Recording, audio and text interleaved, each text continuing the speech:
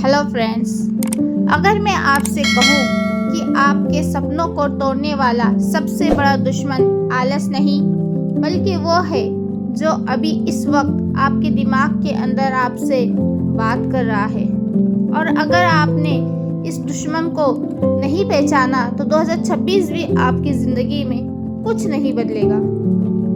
बस 1 महीना बचा है 2025 ख़त्म होने में, और सच बताओ क्या ये साल भी उसी तरह गुजर गया जैसे 2024-2023 गए थे। सपने बहुत थे लेकिन काम नहीं हुआ, प्लान बहुत थे लेकिन शुरुआत ही नहीं हुई, और आपको लगता है कि इसकी वजह आलस है। नहीं, आज मैं आपको बताने वाली हूँ कि आपके अंदर एक ऐसा दुश्मन रहता है जो जितना चुप है उतना खतरनाक है।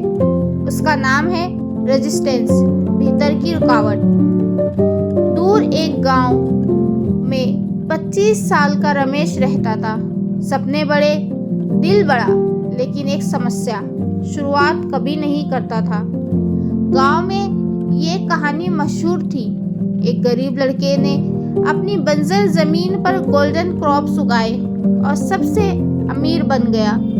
रमेश भी यही सपना देखता था, लेकिन जैसे ही वो सुबह उठकर काम शुरू करने जाता, उसके कानों में एक मीठी लेकिन धोखाधह आवाज आ जाती, आज नहीं, कल से शुरू कर लेना, अभी तू तैयार नहीं है, थोड़ा और प्लान कर ले, सही समय आने दे। ये आवाज उसका सबसे बड़ा दुश्मन था, रेजिस्टेंस। फिर एक दिन उसके बूढ़े समझदार अंकल उससे मिलने आए। उन्होंने रमेश को 2 बीज दिए, एक गोल्डन सीड और एक रेजिस्टेंस का सीड, और बोले अगर गोल्डन फसल उगानी है तो रोज मेहनत करनी पड़ेगी, और जो दूसरा बीज है वो बिना मेहनत के भी उग जाएगा, वो तुम्हारी पूरी जमीन खा जाएगा अगर तुम रोज उसे काटोगे नहीं। रमेश ने वादा किया, मैं कल से शुरू करूंगा। अंकल समझ गए ये वही कल है जो कभी आता ही नहीं। अगले दिन रेजिस्टेंस ने फिर कान में फुसफुसाया, आज मत जा, एक दिन से क्या फर्क पड़ेगा, और रमेश मान गया। उधर उसकी जमीन पर छोटा सा जंगली पौधा उग चुका था। 1 हफ्ता बीता, अब जमीन हर तरफ कांटेदार झाड़ियों से भर चुकी थी। लोग हंसने लगे, गोल्डन क्रॉप वाला। एक दिन उसका दोस्त उसे उसकी जमीन दिखाने ले गया। पूरा खेत काला, गंदा, कांटों से भरा हुआ, और कोने में एक छोटा सा गोल्डन पौधा सूखता हुआ, मरता हुआ।